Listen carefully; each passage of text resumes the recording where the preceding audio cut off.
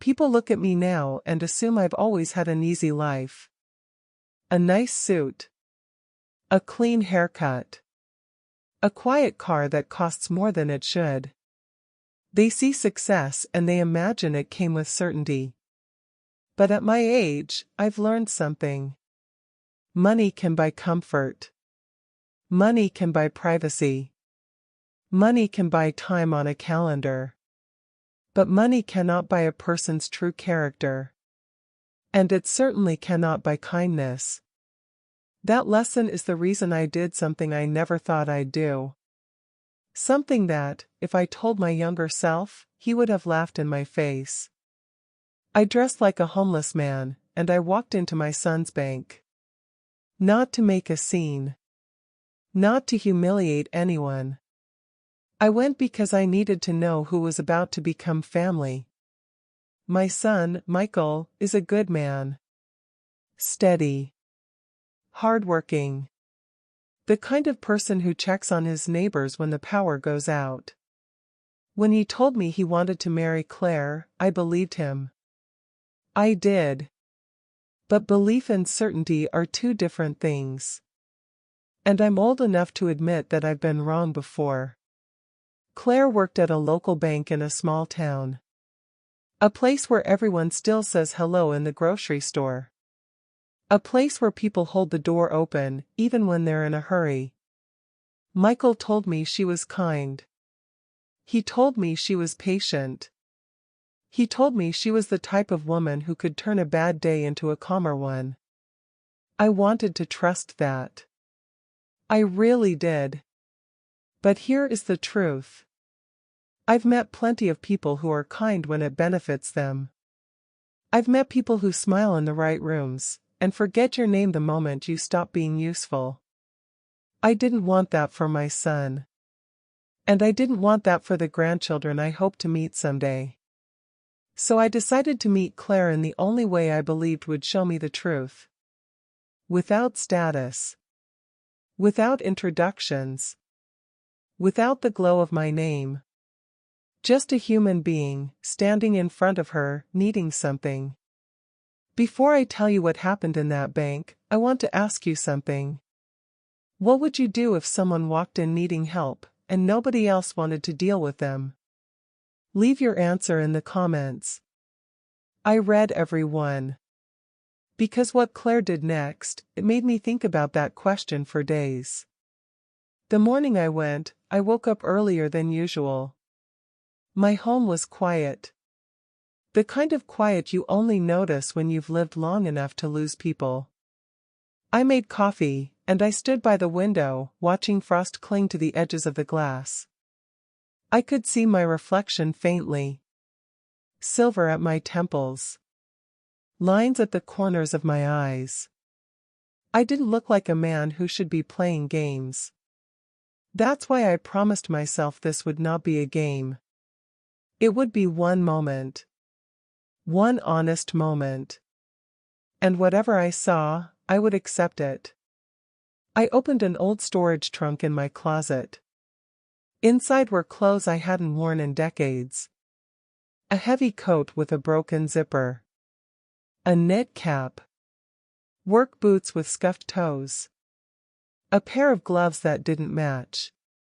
I looked at them and felt a strange tightness in my chest. Because those clothes reminded me of a version of myself I don't show the world. A version that existed long before the money. I shaved poorly on purpose. Not dramatic. Just enough to look tired. Just enough to look like a man the world had stopped noticing. Then I took one more item. A worn leather satchel. Inside it, I placed a few things. Not to trick anyone. Not to fake a story. I placed my driver's license. A small envelope. And a folded photograph from long ago. I didn't expect to use any of it. But I wanted to be prepared, just in case something went wrong. The bank was called Maple Ridge Community Bank. A modest building with clean windows and a flag out front. I'd driven past it many times. It was the kind of bank that feels safe, familiar, normal. I parked across the street. I sat in the car for a full minute, breathing slowly. And then I stepped out. The cold hit my face.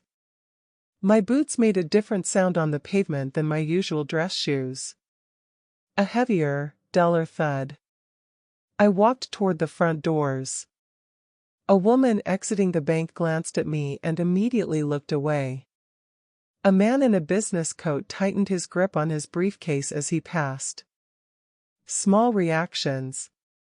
Almost invisible. But I noticed them. Because once you've lived without respect, you can feel when people take it away.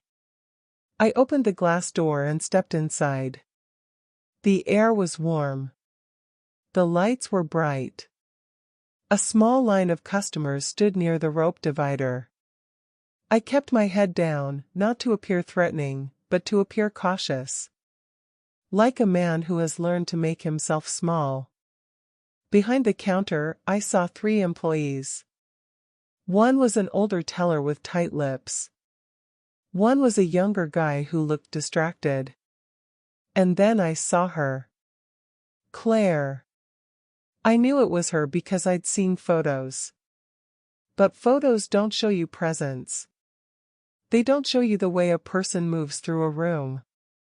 She was seated at the middle station. Light brown hair pulled back neatly.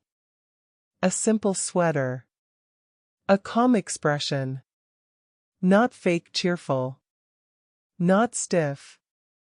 Just calm. For a moment, I almost turned around.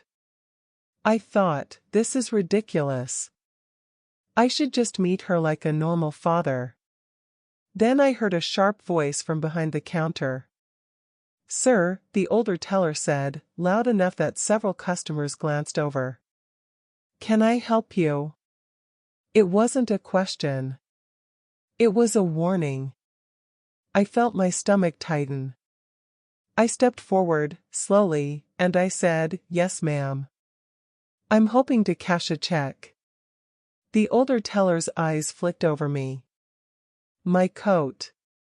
My boots. My satchel.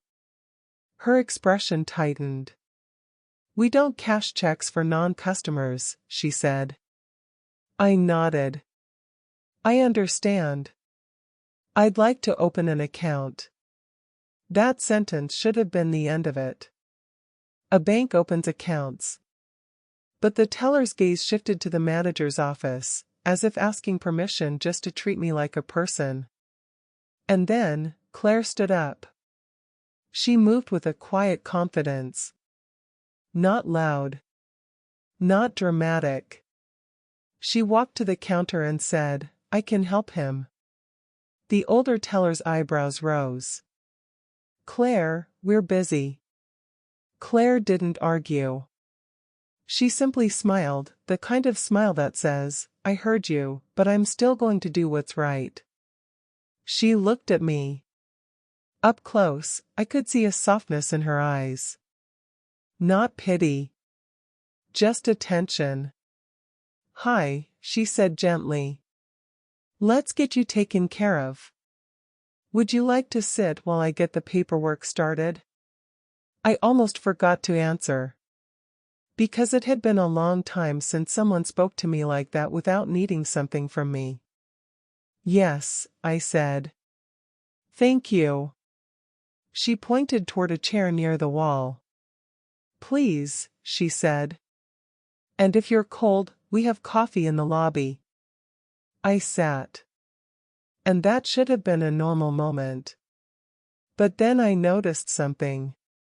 Claire glanced toward the manager's office. Just for a second. And her expression changed. Not fear. Not exactly. More like she already knew this was about to become difficult. That was the first hook. Because in that moment, I realized the real test wasn't me. The real test was what the people around her would do. and whether she would stay kind when it cost her something. Claire returned with a small clipboard and a pen. She sat in the chair across from me, at a low table near the lobby. She didn't hover. She didn't stand over me like I was a problem. She sat. Eye level. Okay, she said softly. Let's start with your name. I gave her a name I hadn't used in years. Not a fake name, exactly. A shortened version of my middle name. Something that would not ring any bells. She wrote it down carefully. Then she asked, "Do you have an ID with you?"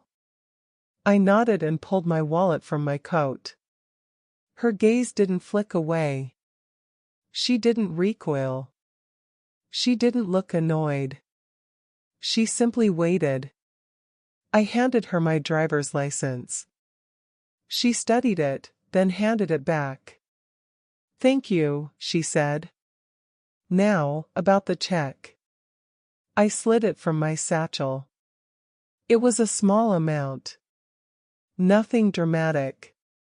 Just enough to make it believable.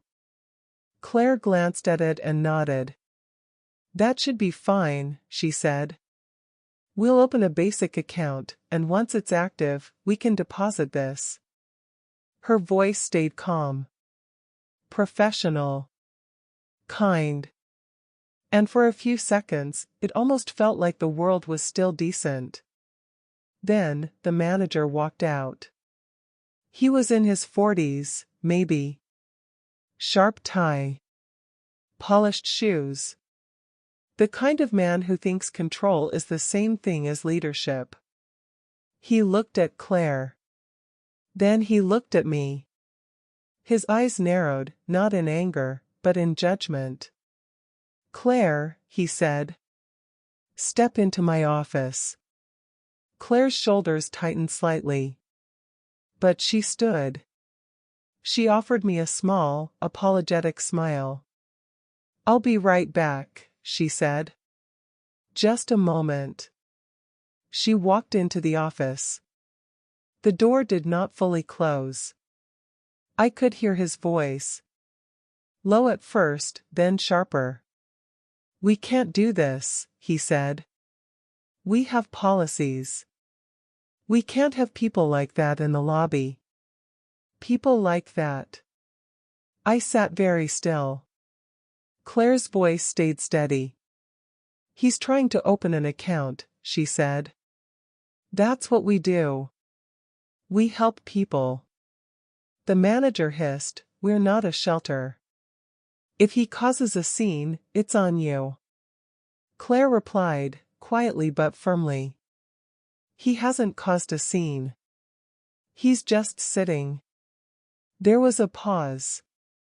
Then the manager said the sentence that changed everything. "Call security if he won't leave." I felt something cold move through my chest. Not fear. Not exactly. A memory. Because I knew that feeling. The feeling of being treated like a problem before you've even spoken. Claire walked out of the office. Her face was composed. But I could see the effort it took. She sat back down in front of me. She lowered her voice. "I'm sorry," she said. "We're going to get this done, okay? Just stay with me." I nodded. She continued the paperwork. Her hands were steady. But I noticed her eyes kept flicking toward the entrance.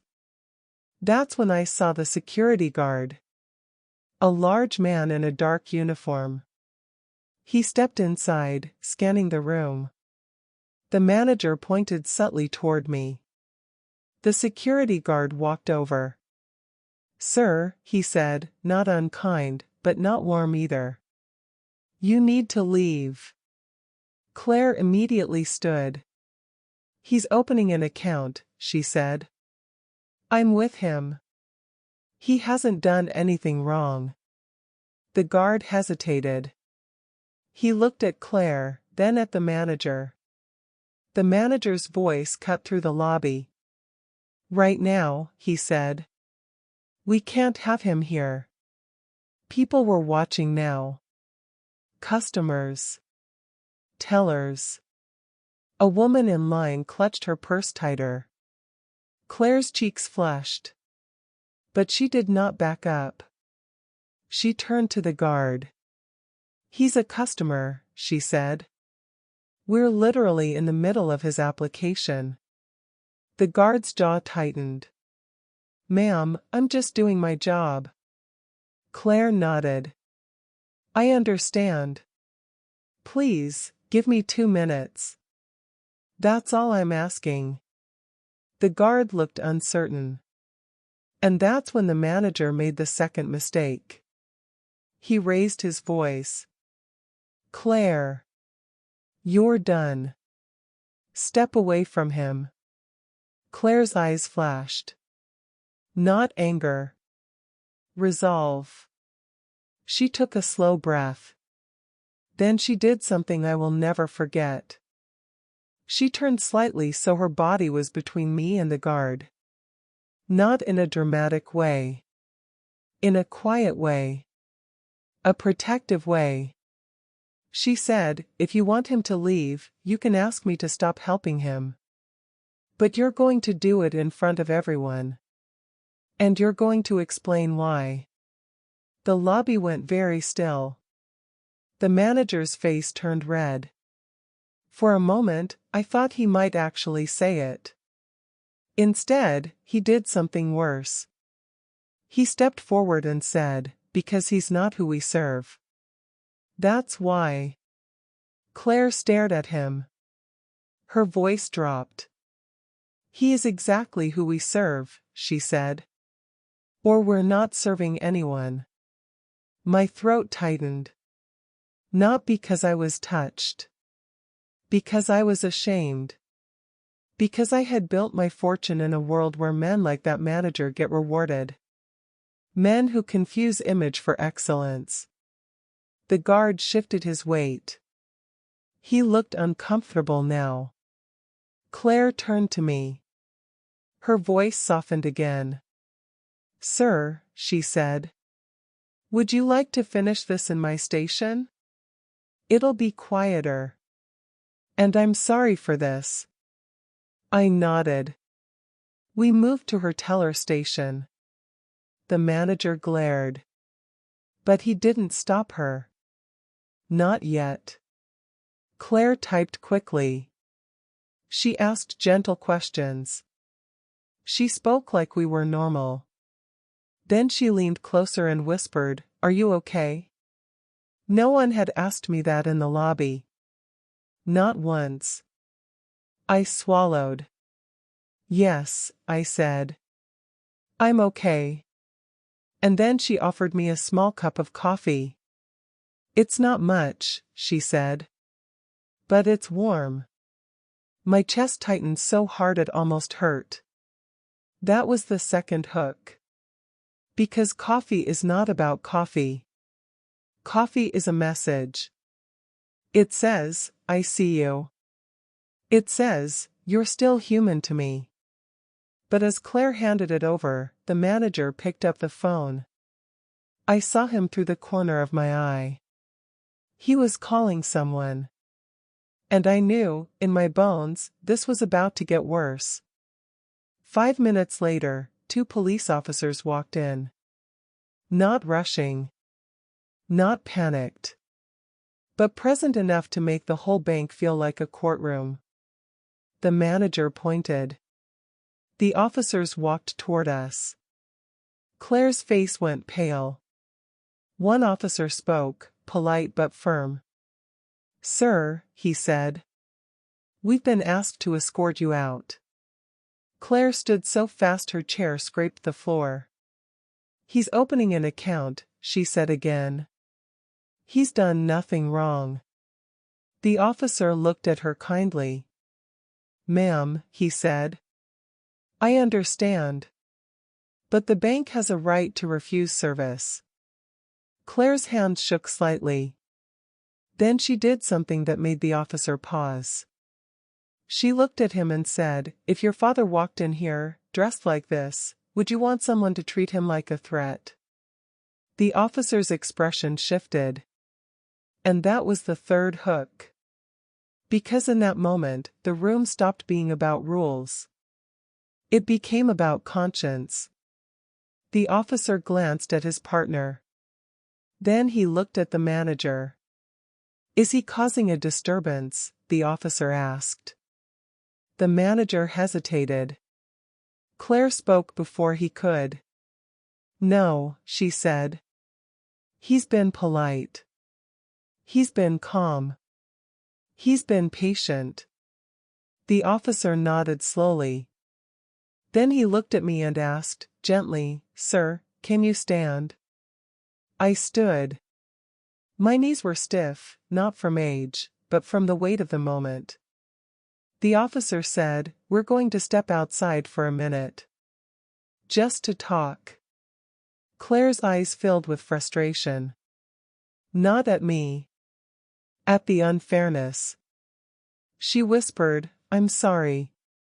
I looked at her and said the truth. "You don't need to be sorry. You're the only one who did anything right." As we walked toward the doors, the manager finally looked satisfied. And that's when I decided. I was done watching. It was time to reveal why I was really there. But I didn't do it yet. Not in the lobby. Not in front of everyone. Because the final test, the one I didn't expect, was still coming. And it would happen outside, on the sidewalk, where Claire would have a choice. To walk away. Or to follow. Outside, the cold air hit my face like a slap. The two officers stood with me near the entrance. One spoke quietly. "Sir," he said. "This doesn't have to be difficult. If you leave, that's the end of it." I nodded. "I understand," I said. "And I'll leave." The officer looked relieved. "Thank you," he said. Then, behind me, I heard the door open again. Footsteps, quick and determined. Claire. She had followed us outside. Her cheeks were pink from the cold, her breath visible. She looked at the officer and said, "He's not doing anything wrong. Please. Just give him a chance." The officer sighed. "Ma'am, I don't make the bank's policies." Claire's voice softened. "I know. But you can still choose to be kind." Then she turned to me. Her eyes searched my face. "Do you have somewhere warm to go?" she asked. That question landed harder than anything else that day. Because it was the question no one asked when they judged me. It was the question that separates a person with a heart from a person with an image. I swallowed. "Yes," I said. "I do." Claire nodded. "Okay," she said. "But if you didn't, I would have helped you anyway." I believed her. I could hear it in the way she said it. No performance. No audience. Just a quiet decision. The officer cleared his throat. "Sir," he said. "You're free to go. Just don't re-enter the bank today." I nodded. "I won't," I said. Then I turned slightly toward Claire. I lowered my voice. "Thank you," I said. "For seeing me." Claire blinked fast. She looked like she was holding back emotion. "I'm sorry," she whispered. "I didn't think they'd do that." I looked at the bank doors. I could see the manager inside, watching us. I could almost feel his satisfaction. And that's when the fourth hook appeared. Because Claire looked back at the doors too, and I saw something in her expression. Not fear. Disgust. Not at me. At the place she worked. At what it revealed about the people above her. Then she said, very quietly, if this is who we are when someone needs help, I don't know if I want to be here anymore. I stared at her. That sentence wasn't just kindness.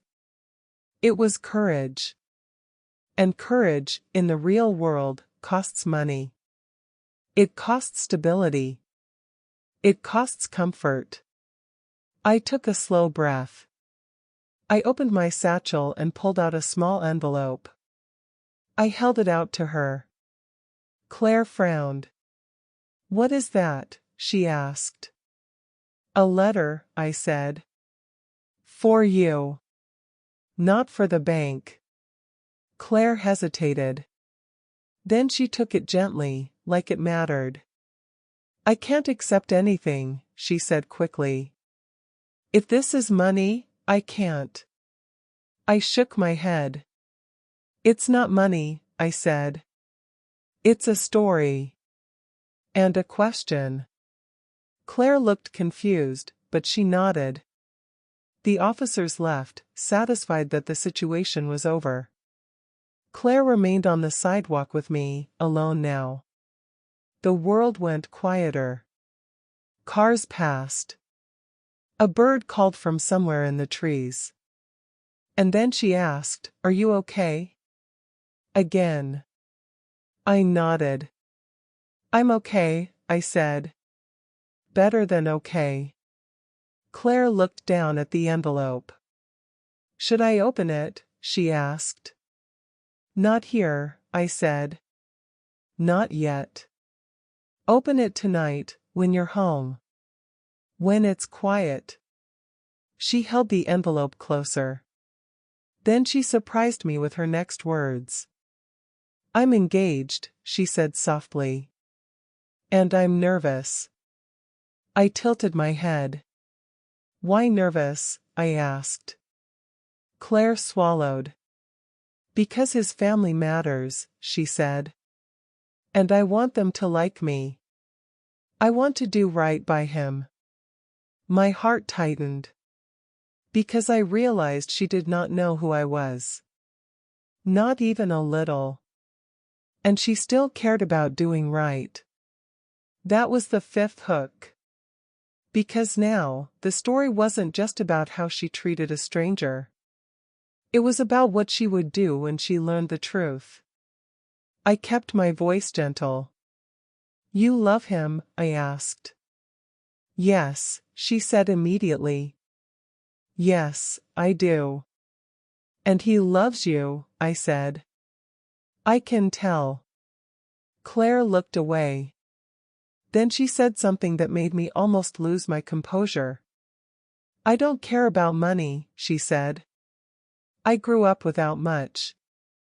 I just want a peaceful life. I stared at her.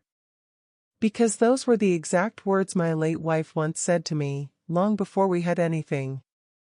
For a moment, I saw Mary's face in my mind. Her smile. Her steady eyes.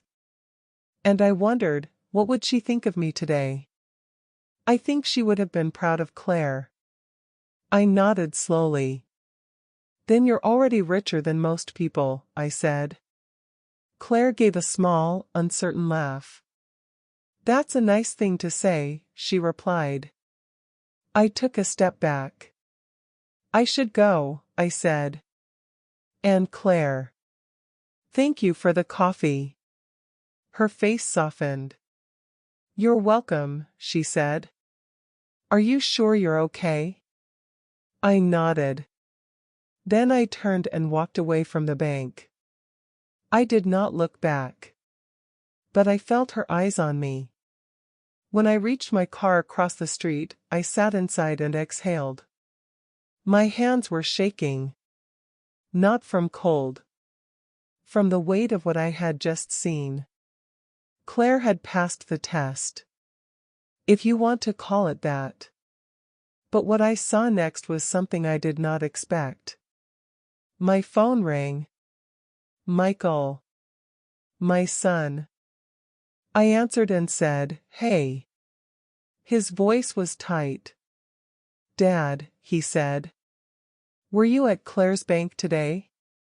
I froze. "How would you know that?" I asked. He exhaled hard. "Because her manager called me. He looked up my information because I'm listed as her emergency contact.